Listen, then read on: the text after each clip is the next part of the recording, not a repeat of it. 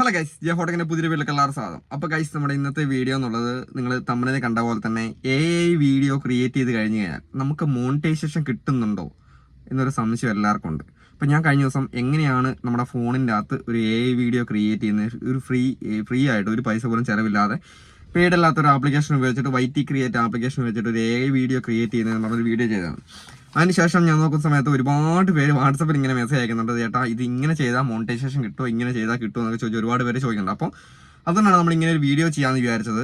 എങ്ങനെയൊക്കെ നമുക്ക് വീഡിയോ ചെയ്യാം, നമുക്ക് മോണിറ്റൈസേഷൻ കിട്ടണമെന്നുണ്ടെങ്കിൽ നമ്മൾ എന്തൊക്കെ കാര്യങ്ങൾ ഇതിനകത്ത് മാറ്റം വരുത്തേണ്ടതുണ്ട്, എന്തൊക്കെ കാര്യങ്ങൾ ശ്രദ്ധിക്കേണ്ടതുണ്ട്, അതാണ് കറക്റ്റായിട്ട് ഞാൻ ആ വീഡിയോനകത്ത് പറയാൻ പോകുന്നത്. എല്ലാം കറക്റ്റായിട്ട് ഞാൻ എഴുതി വെച്ചിട്ടാണ് വന്നേക്കുന്നത്. അപ്പോൾ നമുക്ക് തെറ്റിപ്പോയതല്ലോ പറയുന്ന കാര്യങ്ങൾ.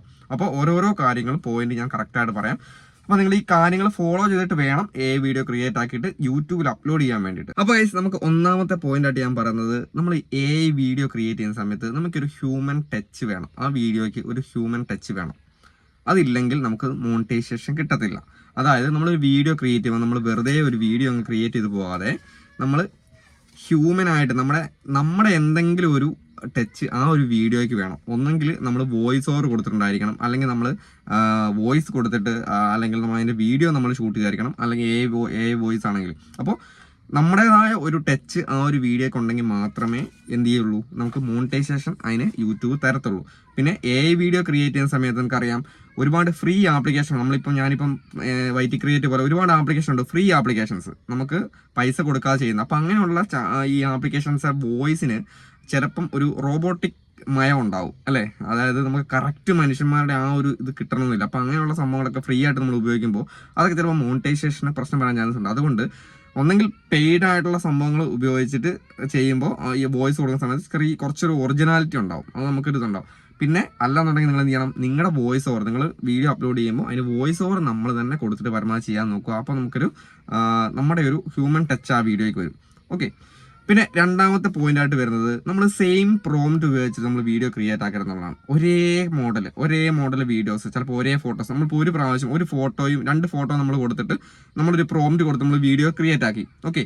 അപ്പോൾ അടുത്ത വീഡിയോ ക്രിയേറ്റ് ആകുമ്പോൾ പിന്നെയും നമ്മൾ ആ ഒരു ഫോട്ടോ തന്നെ യൂസ് ചെയ്തിട്ട് പിന്നെയും നമ്മൾ ഒരു സെയിം പ്രോംപ്റ്റ് കാര്യങ്ങൾ ഉപയോഗിച്ചിട്ട് നമ്മൾ എന്ത് ചെയ്യുക, വീഡിയോ ക്രിയേറ്റ് ചെയ്ത് കഴിഞ്ഞാൽ അത് നമുക്ക് മോണിറ്റൈസേഷൻ കിട്ടാതിരിക്കാനുള്ള ഒരു ചാൻസ് ആണ്. അപ്പോൾ നമ്മൾ ഓരോ വീഡിയോ ക്രിയേറ്റ് ചെയ്യുമ്പോഴും എന്ത് ചെയ്യുക, നമ്മൾ സെപ്പറേറ്റ്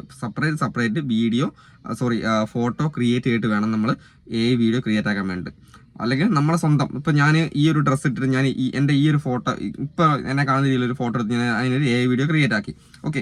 അപ്പോൾ നാളെ ഞാൻ വേറെ വീഡിയോ ക്രിയേറ്റ് ചെയ്യുമ്പോൾ ഈ ഫോട്ടോ വെച്ച് തന്നെ വേറെ കണ്ടന്റ് ക്രിയേറ്റ് ആക്കും. ഞാൻ സെയിം സംഭവമാണ് വരുന്നത്. അപ്പോൾ അതുപോലെ വരാതെ സെപ്പറേറ്റ് ഫോട്ടോസ് കാര്യങ്ങൾ യൂസ് ചെയ്യുക, സെപ്പറേറ്റ് പ്രോംപ്റ്റ് യൂസ് ചെയ്തിട്ട് എന്ത് ചെയ്യുക, വീഡിയോ ക്രിയേറ്റ് ചെയ്യുക. അടുത്ത പോയിന്റ് ആയിട്ട് നമ്മൾ പറയാൻ പോകുന്നത് സ്ലൈഡ് ഷോ ആണ്. സ്ലൈഡ് ഷോ നമുക്ക് പണ്ട് കാലങ്ങളിലൊക്കെ നമുക്ക് മോണിറ്റൈസേഷൻ കിട്ടുമായിരുന്നു. അത് വിചാരിച്ചിട്ട് അങ്ങനെയുള്ള വീഡിയോസ് ഒക്കെ കണ്ടിട്ടാണ് ഇപ്പം കൂടുതൽ ആൾക്കാരും ഈ ഒരു സ്ലൈഡ് ഷോ വെച്ചിട്ട് മോണിറ്റൈസേഷൻ ആക്കാൻ വേണ്ടി കുറേ ഫോട്ടോസ് ക്രിയേറ്റ് ചെയ്തിട്ട് അതൊക്കെ വെച്ചിട്ട് ഇങ്ങനെ പാട്ടൊക്കെ ഇട്ട് കൊടുത്തിട്ട് എന്ത് ചെയ്ത് കൂടുതൽ ആൾക്കാർ എന്ത് ചെയ്യലുണ്ട്. സംഭവം നമുക്ക് കാണാനൊക്കെ രസമുണ്ടാകും, പക്ഷേ നമുക്ക് മോണിറ്റൈസേഷൻ കിട്ടത്തില്ല. സ്ലൈഡ് ഷോ നമുക്ക് ഇനി അങ്ങോട്ട് മോണിറ്റൈസേഷൻ കിട്ടാതിരിക്കാനുള്ള ഒരു ചാൻസ് ആണ്. അപ്പോൾ ഇതിനുവേണ്ടി നമ്മുടെ സമയം കളയരുതെന്നാണ് ഞാൻ പറയുന്നത്. നമ്മൾ എന്തൊരു കാര്യം ചെയ്യുമ്പോഴും നമുക്കറിയാം നമ്മൾ എന്തിനാണ് ഈ യൂട്യൂബിനകത്ത് വർക്ക് ചെയ്യുന്നത്, നമുക്ക് അതിൻ്റെ അകത്ത് എന്തൊരു മോണിറ്റൈസേഷൻ ഏണിങ്സ് കിട്ടാൻ വേണ്ടിയില്ല. അപ്പോൾ ഏണിങ്സ് കിട്ടണമെന്നുണ്ടെങ്കിൽ നമ്മൾ ഈ പറഞ്ഞ ഈ ആയാലും യൂട്യൂബിൻ്റെ റൂൾസ് ഫോളോ ചെയ്തിട്ട് വേണം നമ്മൾ ഓരോ കാര്യങ്ങൾ ചെയ്യാനുണ്ട്. അപ്പോൾ സ്ലൈഡ് ഷോ നമുക്ക് മോണിറ്റൈസേഷൻ കിട്ടാതിരിക്കാനുള്ള ഒരു ചാൻസ് ആണ്. അടുത്തതായിട്ടുള്ളത് ലോ എഫേർട്ട് കണ്ടന്റ് ആണ്. അതായത് ഫേക്ക് കണ്ടന്റുകൾ കാര്യങ്ങൾ, അത് നമുക്ക്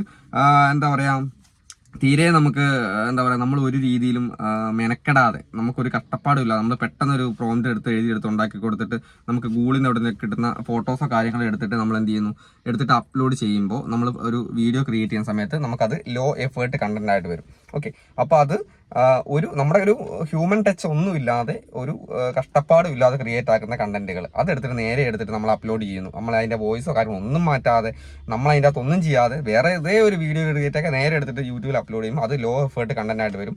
അത് നമുക്ക് എന്ത് ചെയ്യും, നമുക്ക് മോണിറ്റൈസേഷൻ കിട്ടാതിരിക്കാനുള്ള ഒരു കാരണമാണ്. അടുത്തതായിട്ടുള്ള സംഭവം എന്ന് വെച്ചാൽ മിസ്ലീഡിങ് കണ്ടന്റുകളാണ്. പിന്നെ ഫേക്ക് കണ്ടന്റ് എന്നൊക്കെ പറയാം നമുക്ക്. അതായത് മിസ്ലീഡിങ് കണ്ടന്റ് എന്ന് പറയുമ്പോൾ ഇപ്പോൾ ഒരുപാട് പേരുടെ മോണിറ്റൈസേഷൻ കട്ടാവുന്നുണ്ട്. അല്ലാത്ത തന്നെ വീഡിയോ ക്രിയേറ്റ് ആക്കിയിട്ട് ഈ മിസ്ലീഡിങ് ഫാമിലി കണ്ടന്റ് എന്നൊക്കെ പറഞ്ഞിട്ട് അതിന് ഞാനൊരു വീഡിയോ സെപ്പറേറ്റ് ഞാൻ ചെയ്യുന്നുണ്ട്. അപ്പോൾ അതിൽ നിന്ന് ആവശ്യമില്ലാണ്ട് നമ്മളെ ചാനലകത്ത് ചെയ്യുന്നതായിരിക്കും. അപ്പം മിസ്ലീഡിങ് കണ്ടന്റുകൾ, ഫേക്ക് കണ്ടന്റുകൾ, ആൾക്കാരെ തെറ്റിദ്ധരിപ്പിക്കുന്ന രീതിയിലുള്ളത്, അല്ലെങ്കിൽ കുട്ടികളെ വെച്ചിട്ട് കൂടുതൽ വേണ്ടാത്ത വർക്കുകളൊക്കെ ചെയ്യിപ്പിക്കുന്ന രീതിയിലുള്ള അങ്ങനെ ഒരുപാട് രീതിയിലുള്ള സംഭവങ്ങളുണ്ട്. അപ്പോൾ അതും നമുക്ക് AI വെച്ചിട്ട് ചെയ്ത് കഴിഞ്ഞ് നമുക്ക് ഫേക്ക്, അതായത് ഈ ഒരു സംഭവം നമുക്ക് മോണിറ്റൈസേഷൻ കിട്ടാതിരിക്കാനുള്ള ഒരു ഇതാണ്. പിന്നെ ഗൈസ് അടുത്തതായിട്ടുള്ളത് നമ്മളിപ്പോൾ ക്രിയേറ്റ് ആക്കുന്ന വീഡിയോയ്ക്ക് നമ്മൾ വോയിസ് ഓവർ കൊടുത്തുന്ന കൂട്ടിക്കും. നമ്മൾ ഒരു AI വീഡിയോ ക്രിയേറ്റ് ആക്കി യൂട്യൂബിൽ അപ്ലോഡ് ചെയ്യുന്നതിന് മുന്നേ നമ്മൾ എഡിറ്റ് ചെയ്യുന്ന ആപ്ലിക്കേഷനകത്ത് വോയിസ് ഓവർ നമ്മൾ തന്നെ കൊടുത്തു. പക്ഷെ അങ്ങനെ കൊടുക്കുന്ന സമയത്ത് നമ്മൾ പറയുന്ന കാര്യങ്ങളായിരിക്കണം കറക്റ്റായിട്ട് നമ്മൾ അവിടെ വീഡിയോയിൽ വന്നുകൊണ്ടിരിക്കേണ്ടത്. ഒരു വാല്യൂ വേണം, വീഡിയോയ്ക്ക് ഒരു വാല്യൂ ഉണ്ടെങ്കിൽ മാത്രമേ നമുക്ക് മോണിറ്റൈസേഷൻ കിട്ടത്തുള്ളൂ എന്നുള്ളതാണ്. ഓക്കെ, അതായത് നമ്മൾ എന്തൊക്കെയോ ഇങ്ങനെ പറഞ്ഞു പോകുന്നുണ്ട്, പക്ഷേ അവിടെ വീഡിയോ കാണിക്കുന്നത് വേറെ സംഭവങ്ങളാണ്. മനസ്സിലായി? നമ്മൾ പറയുന്ന കാര്യങ്ങൾ പിന്നെയാണ് ഇവിടെ വരുന്നത്. നമ്മൾ TV കണ്ടുകൊണ്ടിരിക്കുന്ന സമയത്ത്, അല്ലെങ്കിൽ നമ്മൾ ഫോണിൽ ഇപ്പം ഈ സിനിമേൻ്റെ കട്ടിങ് എല്ലാം വരുന്ന സമയത്ത് സംസാരം വേറെ ഉണ്ടാവും, പക്ഷേ അതിൻ്റെ ഈ ഒരു സീന് വേറെ ആയിരിക്കും. മനസ്സിലായില്ല? അതിങ്ങനെ എന്തോ ഒരു പ്രശ്നം വന്നിട്ട് അങ്ങനെ കാണില്ല. അതേപോലെ തന്നെ നമ്മൾ പറയുന്ന കാര്യങ്ങളായിരിക്കണം സ്ക്രീനിൽ കാണേണ്ടത്. നമ്മളിപ്പോൾ AI വീഡിയോ ക്രിയേറ്റ് ആക്കുമ്പോൾ നമ്മൾ വോയിസ് ഓവർ കൊടുക്കുമ്പോൾ ആ പറയുന്ന കാര്യങ്ങൾ വേണം ആ ഒരു സ്ക്രീനിൽ കാണാൻ വേണ്ടി. ഒരു വാല്യൂ വേണം, വീഡിയോ കാണുന്ന ആൾക്കാർക്ക് ഒരു വാല്യൂ ഉള്ള വീഡിയോ ആയിരിക്കണം, എങ്കിൽ മാത്രമേ മോണിറ്റൈസേഷൻ കിട്ടത്തുള്ളൂ.